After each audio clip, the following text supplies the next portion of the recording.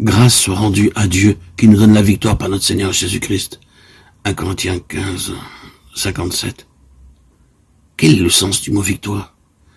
La victoire n'est pas seulement la disparition des manifestations du mal, mais la suppression de la cause profonde du péché.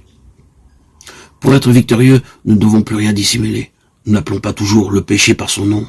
Évidemment, nous sommes forcés de reconnaître comme étant des péchés certaines contraventions flagrantes de la loi divine ou humaine. Mais comment appelez-vous les pensées mauvaises et les sentiments coupables qui se cachent dans la profondeur de votre âme? Sont-ce vraiment des péchés? Dieu affirme que oui.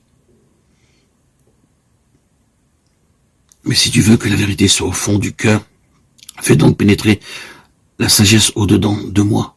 Purifie-moi avec l'hysope et je serai pur. Lave-moi et je serai plus blanc que la neige.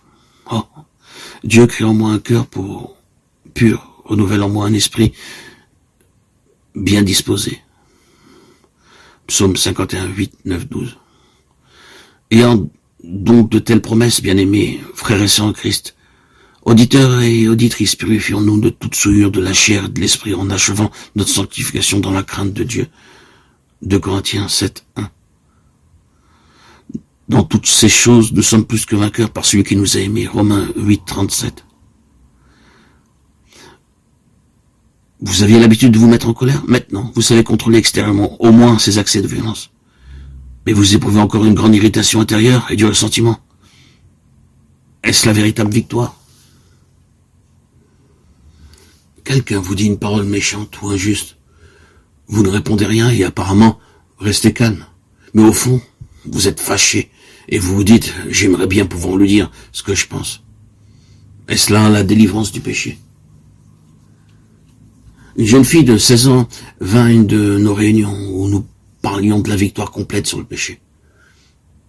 Elle vivait avec une tante d'humeur difficile qui la grondait toujours. La jeune fille rentrait souvent très tard du lycée.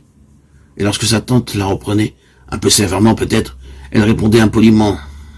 Elle quitta la réunion résolue de rentrer toujours à l'heure et de ne plus répliquer. Elle fit part de ses résolutions à sa tante, qui resta sceptique. Quelques jours après, la jeune fille rentra de nouveau en retard. Sa tante lui dit avec quelque ironie, « Et tes bonnes résolutions ?» La jeune fille ne répondit rien. C'était une belle victoire en vérité, car quelques jours plus tard, la jeune fille m'écrivit ceci. « Maintenant je sais ce que c'est la vraie victoire, car quand ma tante m'a grondé, non seulement je n'ai pas répliqué, mais je n'avais même plus envie de le faire. » Quelqu'un vous a fait un tort, vous ne dites rien, vous ne cherchez pas à vous venger, mais au fond, vous en voulez à cette personne, et s'il lui arrive malheur, vous n'en êtes pas trop fâché. L'esprit qui vous anime est-il celui d'un vrai chrétien?